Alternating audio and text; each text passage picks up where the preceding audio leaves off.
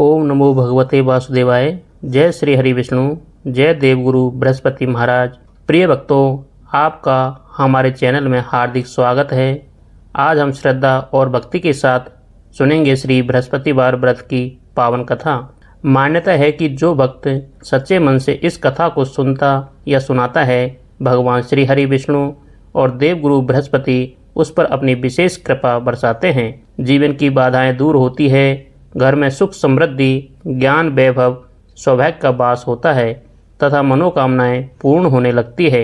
यदि आप भी भगवान विष्णु और देवगुरु बृहस्पति का आशीर्वाद पाना चाहते हैं तो पूरे श्रद्धा भाव से इस कथा को अंत तक अवश्य सुनें। कथा आरंभ करने से पहले कमेंट में एक बार अवश्य लिखें, ओम ब्रह्म बृहस्पते नमः। प्राचीन समय की बात है, भारतवर्ष में एक अत्यंत प्रतापी, धर्मात्मा और दानी राजा राज्य करता था। वह प्रतिदिन गरीबों, ब्राह्मणों, साधुओं और असहाय लोगों की सहायता किया करता था। उसके द्वार से कोई भी याचक खाली हाथ नहीं लौटता था। राजा का मानना था कि धन का सदुपयोग दान और परोपकार में ही है, किंतु उसकी रानी का स्वभाव राजा से बिल्कुल विपरीत था। उसे दान पुण्य करना बिल्कुल अच्छा नहीं लगता था। वह न तो स्वयं भगवान का पूजन करती थी और न ही किसी ज़रूरतमंद को कुछ देना पसंद करती थी।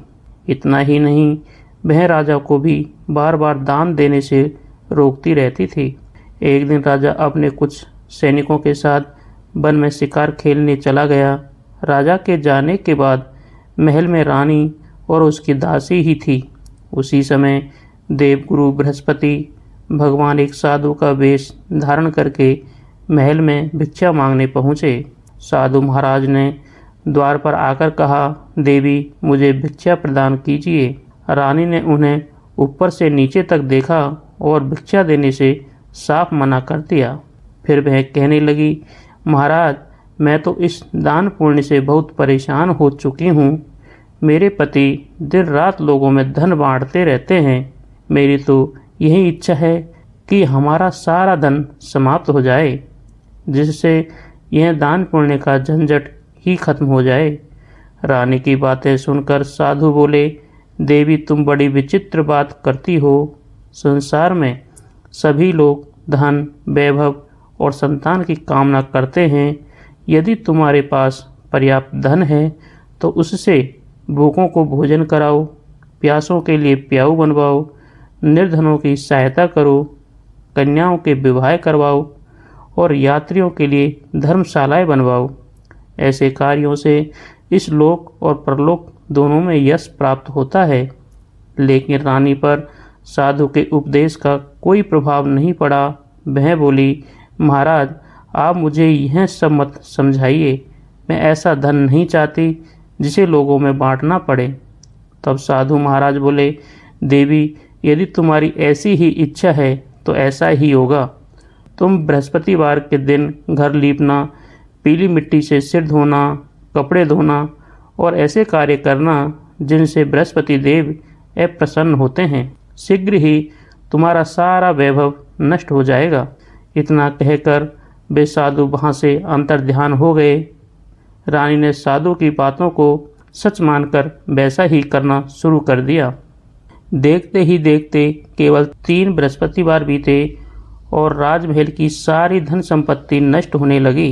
घर में दरिद्रता का वास हो गया। जो महल कभी वैभव से भरा रहता था, वहाँ अब भोजन तक का संकट खड़ा हो गया। धीरे धीरे ऐसी स्थिति आ गई कि राजा, रानी और उनका परिवार भोजन के लिए भी तरसने लगा। एक दिन राजा ने रानी से कहा, हे रानी, अब मैं दूसरे प्रदेश में जाकर कुछ कार्य करूँगा। यहाँ सभी लोग मुझे पहचानते हैं, इसलिए मैं कोई छोटा काम नहीं कर सकता। तुम यहीं रहो, मैं धन कमा कर लौटूँगा। रानी ने भी परिस्थिति को देखकर अनुमति दे दी। इसके बाद राजा दूसरे प्रदेश की ओर चला गया। वहाँ वह जंगल से लकड़ियाँ काट कर लाता और नगर में बेचकर अपना जीवन यापन करने लगा। इधर राजा के चले जाने के बाद रानी और उसकी दासी बड़ी दुखी रहने लगी। समय बीतता गया। एक बार ऐसी स्थिति आ गई कि रानी और दासी को लगातार 7 दिनों तक भरपेट भोजन नहीं मिला। तब एक दिन रानी ने अपनी दासी से कहा, देखो, हमें भोजन किए कई दिन हो गए हैं। पास के नगर में मेरी बड़ी बहन रहती है, वह बहुत धनवान है। तुम उसके पास जाओ और कुछ सहायता मांग कर ले आओ, जिससे कुछ दिन हमारा गुजारा हो सके। रानी की आज्ञा पाकर दासी तुरंत उसकी बड़ी बहन के घर की ओर चल पड़ी। संयोग से उस दिन गुरुवार था और रानी की बहन श्रद्धा भाव से बृहस्पतिवार व्रत की कथा सुन रही थी। दासी ने पहुंचकर अपनी रानी का संदेश सुनाया, लेकिन कथा चल रही होने के कारण रानी की बहन ने उस समय उससे कोई बात नहीं की। जब काफ़ी देर तक कोई उत्तर नहीं मिला तो दासी को बड़ा दुख हुआ। उसे लगा कि धनवान होने के कारण रानी की बहन ने उनका अपमान किया है। निराश होकर वह वापस महल लौटी और रानी को सारी बात बता दी। दासी की बातें सुनकर रानी और भी दुखी हो गई। वह अपने भाग्य को कोसने लगी। उधर जब कथा समाप्त हुई और पूजन पूरा हो गया तो रानी की बहन को ध्यान आया कि उसकी बहन की दासी आई थी और वह उससे बात नहीं कर सकी। यह सोचकर मैं तुरंत अपनी बहन के घर पहुंची। घर पहुंचकर उसने प्रेम से कहा, हे बहन, मुझे क्षमा करना। आज मैं बृहस्पतिवार व्रत की कथा सुन रही थी। कथा के बीच न तो उठना उचित होता है और न ही किसी से बातचीत करना, इसलिए मैं दासी से कुछ नहीं बोल सकी। अब बताओ, वह किस कार्य से आई थी? यह सुनकर रानी की आंखों में आंसू भर आए। वह बोली, बहन, अब तुमसे क्या छिपाना, हमारे घर की दशा बहुत खराब हो चुकी है। खाने के लिए अन्न का एक दाना भी नहीं बचा। मैं और मेरी दासी कई दिनों से भूखे हैं। राजा भी धन कमाने के लिए दूसरे प्रदेश चले गए हैं। इतना कहते कहते रानी रोने लगी। उसने अपनी सारी विपत्ति विस्तार से अपनी बहन को सुना दी। रानी की बहन ने उसे धैर्य बंधाते हुए कहा, देखो बहन, भगवान बृहस्पति सबकी मनोकामनाएं पूर्ण करते हैं। शायद तुम्हारे घर में कहीं अन्न रखा हो।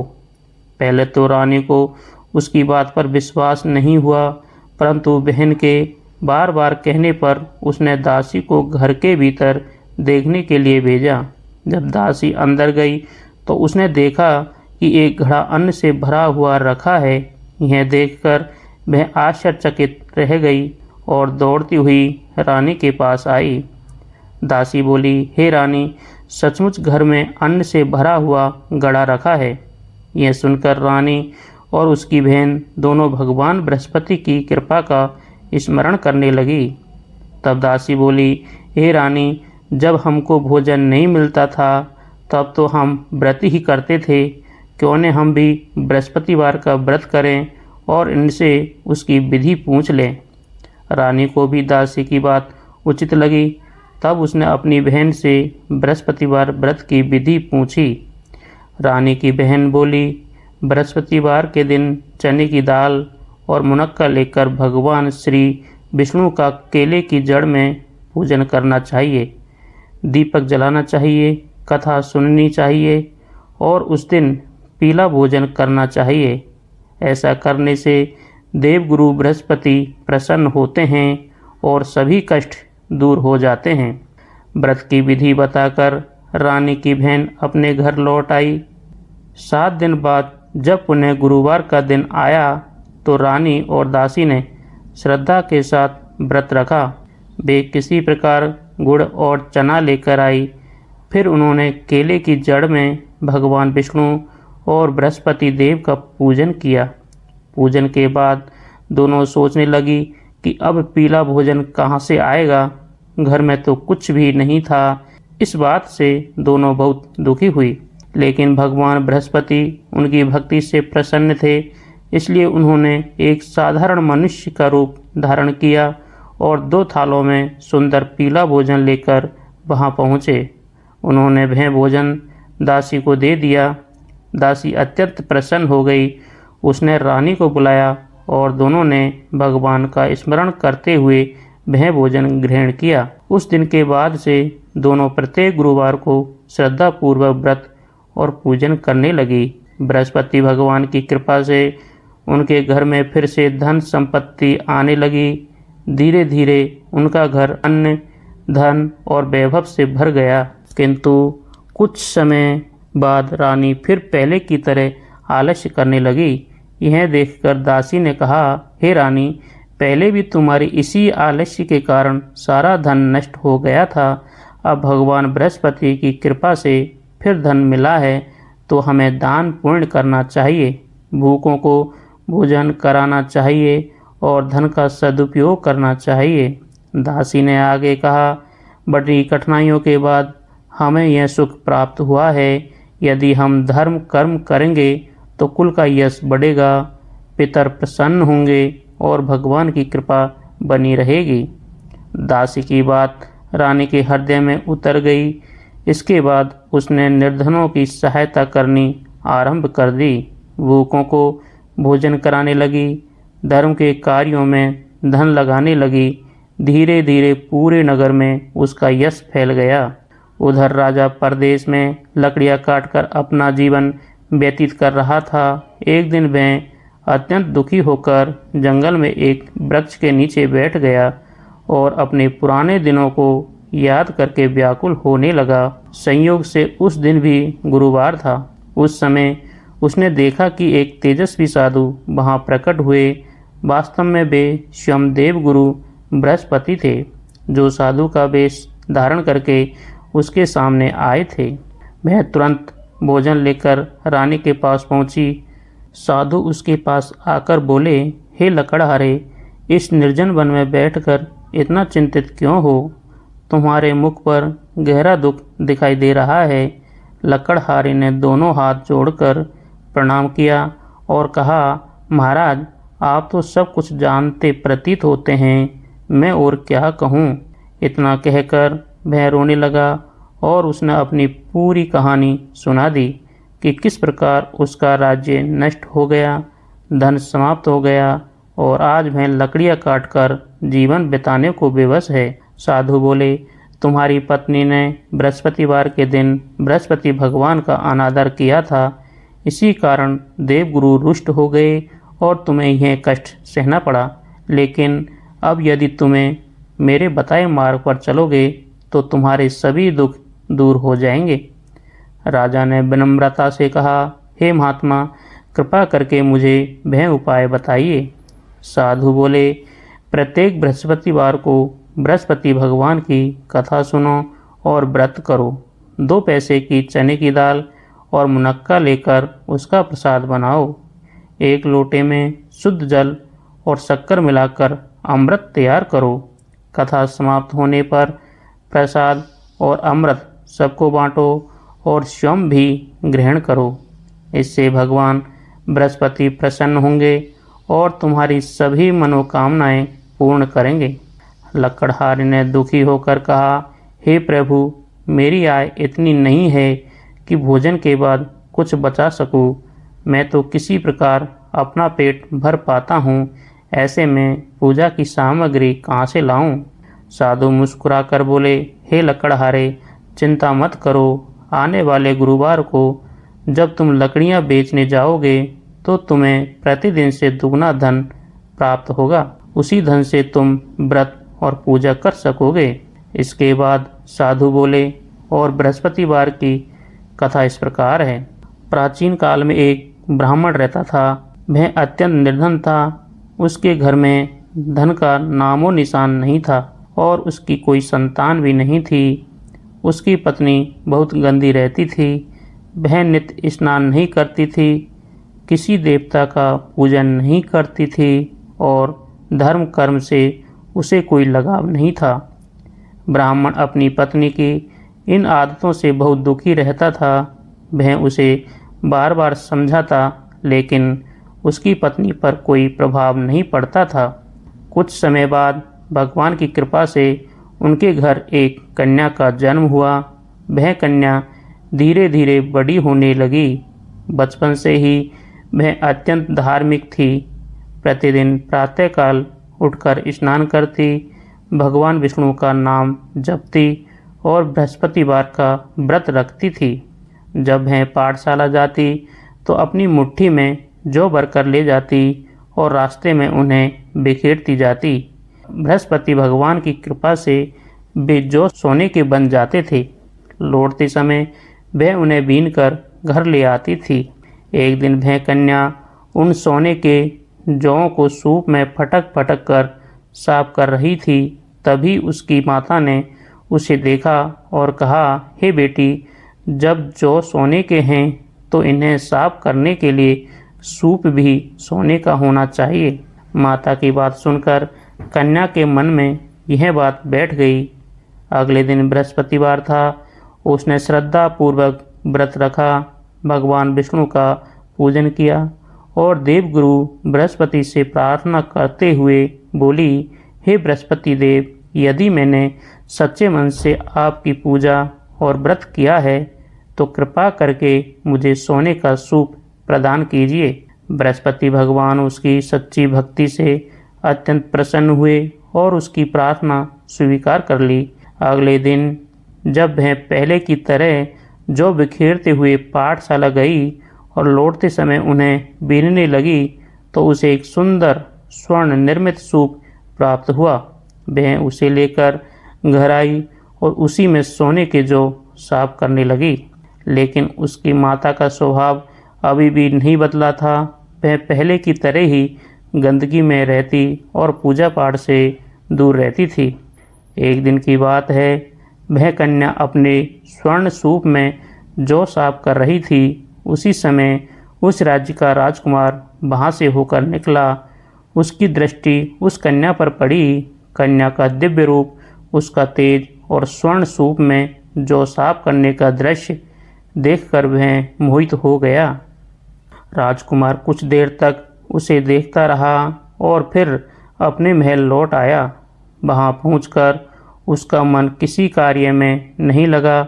उसने भोजन और जल तक त्याग दिया और उदास होकर अपने कक्ष में लेट गया। जब राजा को अपने पुत्र की यह दशा ज्ञात हुई तो वह चिंतित हो उठा। वह अपने मंत्रियों के साथ राजकुमार के पास पहुंचा और बोला, हे पुत्र, तुम्हें किस बात का दुख है?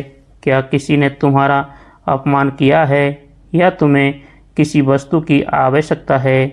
जो भी बात हो, निसंकोच कहो। राजकुमार बोला, पिताजी, मुझे किसी बात का दुख नहीं है, परंतु मैं उस कन्या से विवाह करना चाहता हूँ जो स्वर्ण सूप में जौ साफ कर रही थी। राजकुमार की बात सुनकर राजा आश्चर्यचकित रह गया।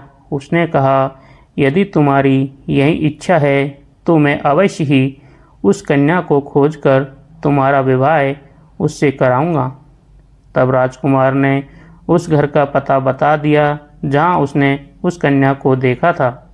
राजा ने तुरंत अपने मंत्री को वहां भेजा। मंत्री ब्राह्मण के घर पहुंचे और उन्होंने ब्राह्मण को राजकुमार की इच्छा बताई।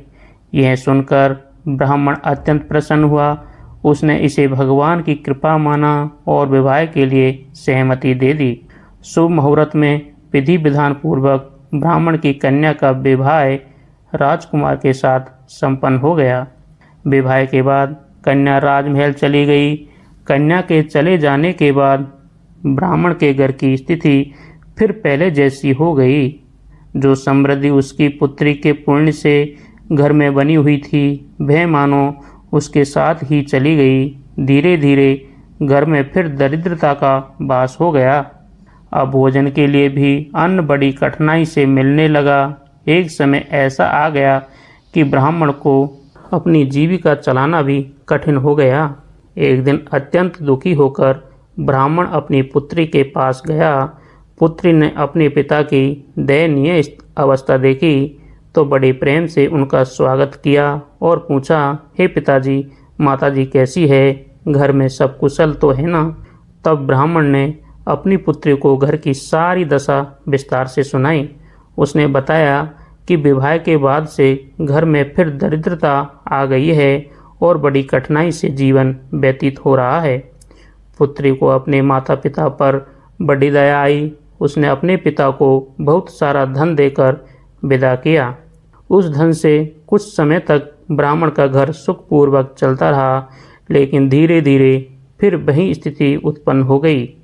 धन समाप्त हो गया और दरिद्रता ने फिर से घर में डेरा डाल दिया। अब ब्राह्मण पुनः दुखी होकर अपनी पुत्री के यहाँ पहुँचा। पुत्री ने जब पिता को दूसरी बार उसी दशा में देखा तो कारण पूछा। ब्राह्मण ने कहा, हे पुत्री, तुम्हारे द्वारा दिया गया धन तो बहुत था, लेकिन अब फिर से घर की वही स्थिति हो गई है। तब पुत्री ने कहा, हे पिताजी, इस बार माताजी को अपने साथ यहाँ ले आइए। मैं उन्हें ऐसा उपाय बताऊंगी जिससे हमारी सारी दरिद्रता दूर हो जाएगी। ब्राह्मण अपनी पत्नी को साथ लेकर पुत्री के पास पहुंचा। पुत्री ने अपनी माता को समझाते हुए कहा, हे माताजी, आप प्रतिदिन प्रातःकाल उठकर स्नान किया कीजिए, भगवान श्री विष्णु का पूजन कीजिए और बृहस्पतिवार का व्रत रखा कीजिए। इससे आपके सभी दुख दूर हो जाएंगे और घर में सुख समृद्धि आ जाएगी।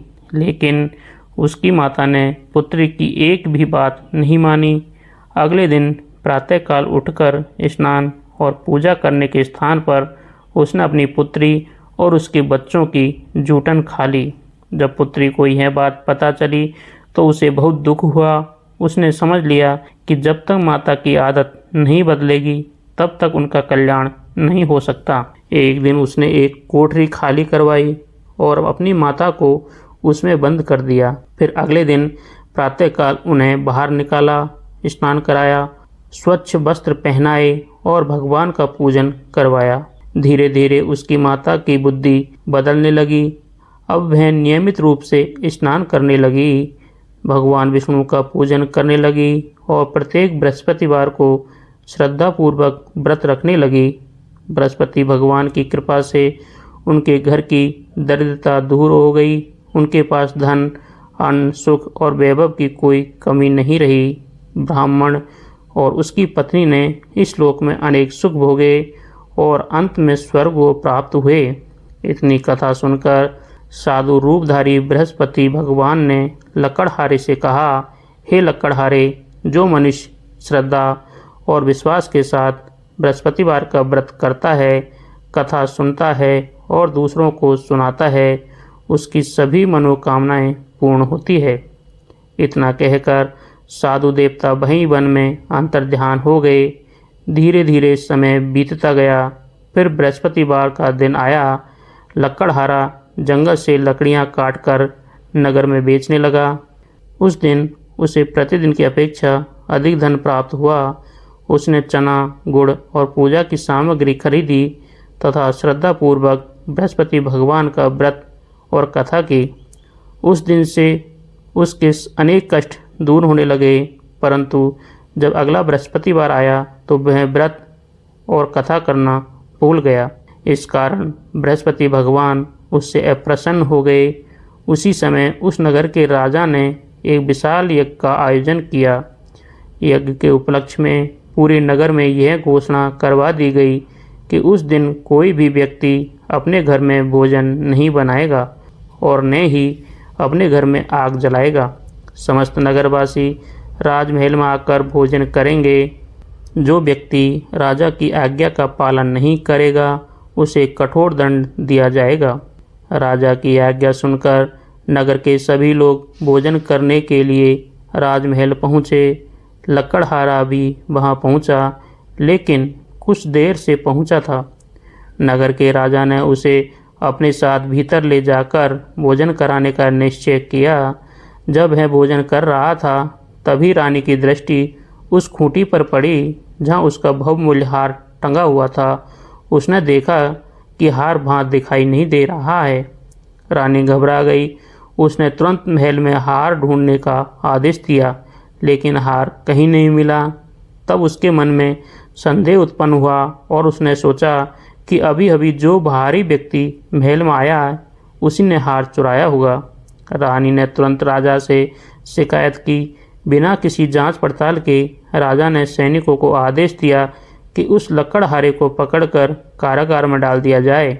सैनिकों ने तत्काल उसे बंदी बना लिया और कारागार में डाल दिया। बेचारा निर्दोष लकड़हारा कुछ समझ ही नहीं पाया कि उसके साथ यह सब क्यों हो रहा है। कारागार में बैठकर वह बहुत दुखी हुआ।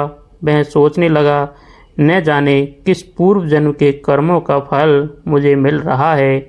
एक विपत्ति समाप्त होती नहीं कि दूसरी सामने आ जाती है। दुखी मन से उसे वही साधु याद आने लगे जो जंगल में उससे मिले थे और जिन्होंने उसे बृहस्पति भगवान के व्रत की महिमा बताई थी। उसकी पुकार सुनकर बृहस्पति भगवान पुनः साधु के वेश में उसके सामने प्रकट हुए। उन्होंने कहा, अरे मूर्ख, मैंने तुझसे कहा था कि बृहस्पतिवार का व्रत और कथा कभी मत छोड़ना, लेकिन तू फिर भूल गया। इसी कारण तुझे यह कष्ट भोगना पड़ रहा है। लकड़हारे ने हाथ जोड़कर कहा, हे प्रभु, मुझसे भूल हो गई, कृपा करके मुझे क्षमा करें और इस संकट से निकालने का उपाय बताइए। साधु बोले, चिंता मत कर, आने वाले बृहस्पतिवार को कारागार के द्वार पर तुझे 4 पैसे पड़े हुए मिलेंगे। उन्हीं पैसों से बृहस्पति भगवान की पूजा और कथा करना, तेरे सभी कष्ट दूर हो जाएंगे। इतना कहकर साधु अंतर्ध्यान हो गए। जब बृहस्पतिवार का दिन आया तो लकड़हारे को सचमुच कारागार के द्वार पर 4 पैसे पड़े हुए मिले। उसने उन्हें उठाया और यथाशक्ति बृहस्पति भगवान की पूजा तथा कथा की। उसी रात बृहस्पति भगवान नगर के राजा के स्वप्न में प्रकट हुए और बोले, हे राजा, जिस व्यक्ति को तूने कारागार में बंद किया है वह निर्दोष है। वह कोई साधारण मनुष्य नहीं बल्कि एक राजा है। रानी का हार उसी खूंटी पर टंगा हुआ है। यदि तूने उसे तुरंत मुक्त नहीं किया तो मैं तेरे राज्य का विनाश कर दूंगा। राजा घबराकर जाग उठा। प्रातःकाल होते ही वह उस स्थान पर गया जहाँ हार टंगा रहता था। वहाँ जाकर उसने देखा कि हार सचमुच उसी खूंटी पर टंगा हुआ है। यह देखकर राजा को अपनी भूल का एहसास हुआ। उसने तुरंत लकड़हारे को कारागार से बाहर निकलवाया, उससे क्षमा मांगी और उसे सुंदर वस्त्र, आभूषण तथा बहुत सा धन देकर सम्मान सहित विदा किया। बृहस्पति भगवान की कृपा से वह संकट भी टल गया। अब वह अपने नगर की ओर चल पड़ा। लेकिन जब वह अपने नगर के निकट पहुंचा तो वहां का दृश्य देखकर वह आश्चर्यचकित रह गया। जिस नगर को वह निर्धन अवस्था में छोड़कर गया था वहां अब चारों ओर समृद्धि दिखाई दे रही थी। सुंदर बाग बगीचे बने हुए थे, जगह जगह तालाब और कुएं खुदवाए गए थे। यात्रियों के लिए धर्मशालाएं बनाई गई थी और अनेक मंदिरों का निर्माण कराया गया था। राजा यह सब देखकर आश्चर्य में पड़ गया। उसने नगरवासियों से पूछा, भाइयों, यह सुंदर बाग, तालाब, कुएं, धर्मशालाएं और मंदिर किसने बनवाए हैं? नगरवासियों ने उत्तर दिया, महाराज, यह सब आपकी रानी और उसकी दासी के द्वारा बनवाया गया है। यह सुनकर राजा को बड़ा आश्चर्य हुआ। उसके मन में अनेक प्रकार के विचार आने लगे। उधर जब रानी को यह समाचार मिला कि राजा वापस आ रहे हैं तो वह अत्यंत प्रसन्न हुई। उसने अपनी दासी से कहा, देखो, जब राजा हमें छोड़कर गए थे तब हमारी स्थिति बहुत दयनीय थी। अब यदि वह अचानक यहाँ आकर हमें न पहचाने या वापस लौट जाए तो अच्छा नहीं होगा। इसलिए तुम द्वार पर जाकर खड़ी हो जाओ और राजा को आदरपूर्वक भीतर लेकर आना। दासी ने वैसा ही किया। कुछ ही देर बाद राजा वहाँ पहुँचा। दासी ने आगे बढ़कर उनका स्वागत किया और सम्मानपूर्वक उन्हें महल में ले आई। महल में पहुंचकर राजा ने चारों ओर का वैभव देखा और रानी से पूछा, हे रानी, जब मैं यहाँ से गया था तब हमारे पास कुछ भी नहीं था। अब यह सारा धन और वैभव तुम्हें कहाँ से प्राप्त हुआ? रानी ने विनम्रता से उत्तर दिया, हे स्वामी, यह सब बृहस्पति भगवान के व्रत और उनकी कृपा का फल है। हमने श्रद्धा और विश्वास के साथ बृहस्पतिवार का व्रत किया, कथा सुनी और दान पुण्य के कार्य किए। उसी के प्रभाव से हमें यह सब प्राप्त हुआ है। रानी की बातें सुनकर राजा अत्यंत प्रसन्न हुआ। उसने मन ही मन निश्चय किया कि अब वह भी बृहस्पति भगवान की भक्ति में कोई कमी नहीं रखेगा। राजा बोला, जब केवल सप्ताह में एक दिन व्रत करने से इतनी कृपा प्राप्त हो सकती है तो मैं तो प्रतिदिन भगवान का स्मरण करूँगा और दिन में 3 बार बृहस्पति भगवान की कथा कहूँगा। उस दिन से राजा के दुपट्टे में हर समय चने की दाल बंधी रहती। वह वहाँ भी जाता, लोगों के बृहस्पति भगवान की कथा सुनाता और उनकी महिमा का गुणगान करता। एक दिन राजा ने सोचा कि बहुत समय हो गया, अब अपनी बहन से भी मिल आना चाहिए। यह विचार करके वह घोड़े पर सवार हुआ और अपनी बहन के घर जाने के लिए निकल पड़ा। मार्ग में उसने देखा कि कुछ लोग एक मृत व्यक्ति को लेकर जा रहे हैं। राजा ने उन्हें रोककर कहा, भाइयों, पहले मेरी बृहस्पति भगवान की कथा सुन लो। उनमें से कुछ लोग बोले, अरे, हमारा आदमी मर गया है और तुम्हें कथा सुनाने की पड़ी है। लेकिन कुछ लोगों ने कहा, कोई बात नहीं, कथा भी सुन लेते हैं। तब राजा ने अपनी दाल निकाली और बृहस्पति भगवान की कथा कहना प्रारंभ किया। जब कथा आदि हुई तो वह मृत व्यक्ति हिलने लगा और जैसे ही कथा समाप्त हुई वह राम राम कहकर उठ बैठा। यह देखकर वहाँ उपस्थित सभी लोग आश्चर्यचकित रह गए और वे बृहस्पति भगवान की महिमा का गुणगान करने लगे और राजा को प्रणाम करके अपने घर लौट गए। राजा भी अपनी बहन के घर की ओर आगे बढ़ गया। कुछ दूर जाने पर उसे एक किसान खेत में हल चलाता हुआ दिखाई दिया। राजा ने उसके पास जाकर कहा, हे भाई, मेरी बृहस्पति भगवान की कथा सुन लो। किसान बोला, जब तक मैं तेरी कथा सुनूंगा तब तक मैं अपने खेत की 4 क्यारियां और जोत लूँगा। मुझे काम करने दे, तू अपनी कथा किसी और को सुनाना। यह सुनकर राजा वहाँ से आगे बढ़ गया, लेकिन जैसे ही वह कुछ दूर पहुँचा, किसान के दोनों बैल अचानक ज़मीन पर गिर पड़े और किसान के पेट में भयंकर दर्द होने लगा। वह तड़पने लगा। उसी समय उसकी माता उसके लिए रोटी लेकर खेत पर आई। उसने अपने पुत्र को पीड़ा में तड़पता देखा तो घबरा गई और कारण पूछा। किसान ने सारी बात बता दी कि एक घुड़सवार आया था और बृहस्पति भगवान की कथा सुनाने को कह रहा था, लेकिन मैंने कथा सुनने से मना कर दिया। यह सुनते ही बुढ़िया तुरंत राजा के पीछे दौड़ी और जाकर बोली, हे भाई, तुम वापस चलो, मैं तुम्हारी कथा सुनूंगी। मेरे खेत पर चलकर कथा सुनाओ। राजा उसके साथ खेत पर आया और बृहस्पति भगवान की कथा सुनाने लगा। जैसे ही कथा समाप्त हुई, किसान के पेट का दर्द दूर हो गया और उसके बैल भी उठकर खड़े हो गए। यह देखकर किसान और उसकी माता दोनों अत्यंत प्रसन्न हुए और बृहस्पति भगवान को प्रणाम करने लगे। इसके बाद राजा अपनी बहन के घर पहुंचा। बहन ने अपने भाई का बड़े प्रेम और आदर के साथ स्वागत किया। उसने राजा के रहने और भोजन की उत्तम व्यवस्था की। अगले दिन प्रातःकाल जब राजा जागा तो उसने देखा कि सभी लोग भोजन कर रहे हैं। तब उसने अपनी बहन से कहा, हे बहन, क्या यहाँ कोई ऐसा व्यक्ति है जिसने अभी भोजन नहीं किया हो? मैं उसे बृहस्पति भगवान की कथा सुनाना चाहता हूँ। बहन बोली, भैया, यहाँ तो सभी लोग सुबह जल्दी भोजन कर लेते हैं, फिर भी मैं पड़ोस में जाकर देखती हूँ।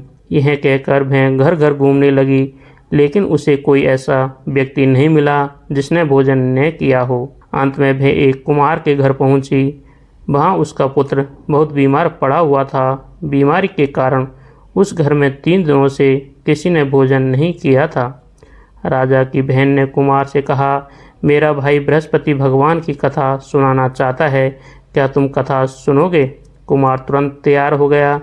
राजा वहाँ पहुँचा और श्रद्धा के साथ बृहस्पति भगवान की कथा सुनाने लगा।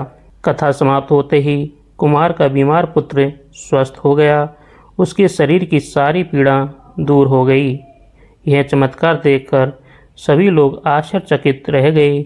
नगर में चारों ओर बृहस्पति भगवान की महिमा और राजा की भक्ति की चर्चा होने लगी। अब जो भी है समाचार सुनता, वह बृहस्पति भगवान की कथा सुनने के लिए उत्सुक हो जाता था। एक दिन राजा ने अपनी बहन से कहा, हे बहन, अब मैं अपने नगर वापस जाऊंगा, तुम भी मेरे साथ चलने की तैयारी कर लो। यह सुनकर बहन अपनी सास के पास गई और सारी बात बताई। तब उसकी सास बोली, बेटी तुम अपने भाई के यहाँ चली जाओ, लेकिन अपने बच्चों को साथ मत ले जाना। तुम्हारे भाई की कोई संतान नहीं है, कहीं ऐसा न हो कि बच्चों को देखकर उनका मन अधिक दुखी हो जाए। बहन ने सास की आज्ञा मान ली। इसके बाद वह अपने भाई के पास आई और बोली, भैया मैं तो आपके साथ चलने को तैयार हूँ, लेकिन मेरे बच्चे मेरे साथ नहीं जाएंगे। यह सुनकर राजा बोला, बहन जब तुम्हारे बच्चे ही साथ नहीं चलेंगे तो फिर तुम्हारा अकेले जाना भी किस काम का है। राजा के मन को यह बात बहुत लगी। वह उदास हो गया और दुखी मन से अपनी बहन के घर से विदा लेकर अपने नगर लौट आया। घर पहुंचकर उसने रानी से कहा, हम बड़े अभागे हैं, हमारे कोई संतान नहीं है। आज बहन के यहाँ भी यही बातें सुनने को मिली। अब तो मुझे अपना जीवन व्यर्थ लगता है। राजा की बात सुनकर रानी ने प्रेम से कहा, हे स्वामी निराश क्यों होते हैं? बृहस्पति भगवान ने हमें सब कुछ दिया है। उन्होंने हमारी दरिद्रता दूर की, हमें सुख और वैभव दिया। वे चाहेंगे तो हमें संतान भी अवश्य देंगे। रानी के ये वचन सुनकर राजा को कुछ सांत्वना मिली। उसी रात जब राजा सोया हुआ था तब बृहस्पति भगवान उसके स्वप्न में प्रकट हुए।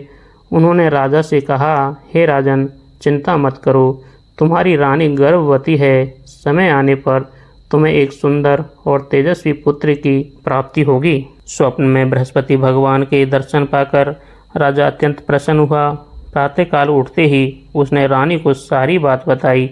समय बीतता गया। 9 महीने पूर्ण होने पर रानी ने एक सुंदर पुत्र को जन्म दिया। राजमहल में आनंद छा गया। पूरे नगर में उत्सव मनाया गया। गरीबों को दान दिया गया और ब्राह्मणों को भोजन कराया गया। पुत्र प्राप्ति से राजा और रानी की खुशी का ठिकाना नहीं रहा। कुछ समय बाद राजा ने रानी से कहा, सुनो रानी, जब मेरी बहन यहाँ आए तो उससे कोई ऐसी बात मत कहना जिससे उसका मन दुखी हो। रानी ने कहा, जैसी आपकी आज्ञा। उधर जब राजा की बहन को यह शुभ समाचार मिला कि उसके भाई के यहाँ पुत्र का जन्म हुआ है तो वह अत्यंत प्रसन्न हुई। वह अनेक उपहार और बधाइयाँ लेकर अपने भाई के घर पहुँची। जब महल में पहुँची तो रानी ने मुस्कुराकर कहा, अरे बहन, तुम घोड़े पर चढ़कर नहीं आई हो क्या, या फिर गधे पर चढ़कर आई हो? बहन ने मुस्कुराते हुए उत्तर दिया, भाभी यदि मैं उस समय वैसी बातें न कहती, यदि मेरे बच्चों को साथ न लाने की बात न होती तो शायद आपको पुत्र की प्राप्ति भी न होती। यह सब बृहस्पति भगवान की ही लीला है। वे भक्तों की मनोकामनाएं पूर्ण करने के लिए अनेक प्रकार से कार्य करते हैं। इसके बाद उसने बृहस्पति भगवान की महिमा का वर्णन करते हुए कहा, जो मनुष्य श्रद्धा, विश्वास और सच्चे मन से बृहस्पतिवार का व्रत करता है, कथा सुनता है, दूसरों को सुनाता है और भगवान विष्णु तथा देवगुरु बृहस्पति का पूजन करता है, उसकी सभी मनोकामनाएं पूर्ण होती है। भगवान उसकी रक्षा करते हैं और उसे सुख, समृद्धि, संतान तथा यश प्रदान करते हैं। राजा, रानी और वहाँ उपस्थित सभी लोगों ने श्रद्धा से बृहस्पति भगवान का स्मरण किया और जयकारा लगाया। सभी प्रेम से बोलिए, बृहस्पति भगवान की जय, देवगुरु बृहस्पति महाराज की जय। अब सुनिए बृहस्पति देवता की आरती। ओम जय बृहस्पति देवा, स्वामी जय बृहस्पति देवा। छिन छिन भोग लगाऊं, कदली फल मेवा।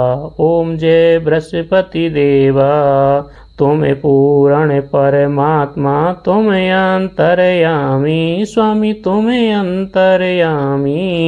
जगत पिता जगदीश्वर, जगत पिता जगदीश्वर, तुम सबके स्वामी। ओम जय बृहस्पति देवा। चरणामृत निज निर्मल, सब पातक हरता। स्वामी सब पातक हरता। सकल मनोरथ दायक, सकल मनोरथ दायक, कृपा करो भरता। ओम जय बृहस्पति देवा। तन मन धन अर्पण कर, जो जन शरण पड़े स्वामी, जो जन शरण पड़े। प्रभु प्रकट तब हो कर, प्रभु प्रकट तब हो कर, आकर द्वार खड़े। ओम जय बृहस्पति देवा। दीन दयाल दयानिधि, भक्तन हितकारी स्वामी, भक्तन हितकारी। पाप दोष सब हरता, पाप दोष सब हरता, भव बंधन हारी। ओम जय बृहस्पति देवा।